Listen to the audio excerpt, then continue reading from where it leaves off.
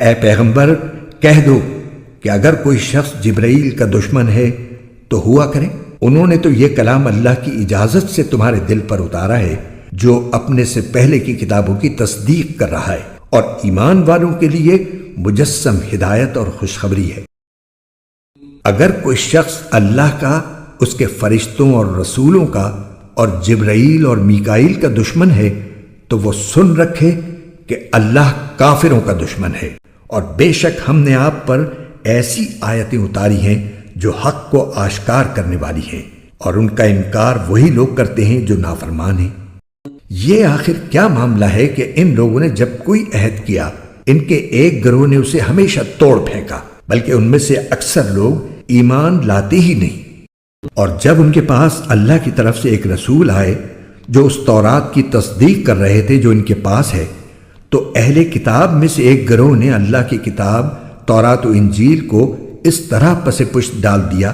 گویا وہ کچھ جانتے ہی نہ تھے کہ اس میں نبی آخر الزماں صلی اللہ علیہ وسلم کے بارے میں کیا ہدایات دی گئی تھیں۔ اور یہ بنی اسرائیل ان منتروں کے پیچھے لگ گئے جو سلیمان علیہ السلام کی سلطنت کے زمانے میں شیاطین پڑھا کرتے تھے، اور سلیمان علیہ السلام نے کوئی کفر نہیں کیا تھا، البتہ شیاطین لوگوں کو جادو کی تعلیم دے کر کفر کا ارتکاب کرتے تھے۔ نیز یہ بنی اسرائیل اس چیز کے پیچھے لگ گئے جو شہر بابل میں ہاروت اور ماروت نامی دو فرشتوں پر نازل کی گئی تھی۔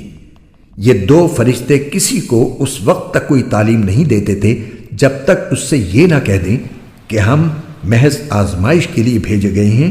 لہٰذا تم جادو کے پیچھے لگ کر کفر اختیار نہ کرنا۔ پھر بھی یہ لوگ ان سے وہ چیزیں سیکھتے تھے جس کے ذریعے مرد اور اس کی بیوی میں جدائی پیدا کر دیں۔ ویسے یہ واضح رہے کہ وہ اس کے ذریعے کسی کو اللہ کی مشیت کے بغیر کوئی نقصان نہیں پہنچا سکتے تھے، مگر وہ ایسی باتیں سیکھتے تھے جو ان کے لیے نقصان دہ تھی اور فائدہ مند نہیں تھی۔ اور وہ یہ بھی خوب جانتے تھے کہ جو شخص ان چیزوں کا خریدار بنے گا آخرت میں اس کا کوئی حصہ نہیں ہوگا، اور حقیقت یہ ہے کہ وہ چیز بہت بری تھی جس کے بدلے انہوں نے اپنی جانیں بیچ ڈالی۔ کاش کہ ان کو اس بات کا حقیقی علم ہوتا،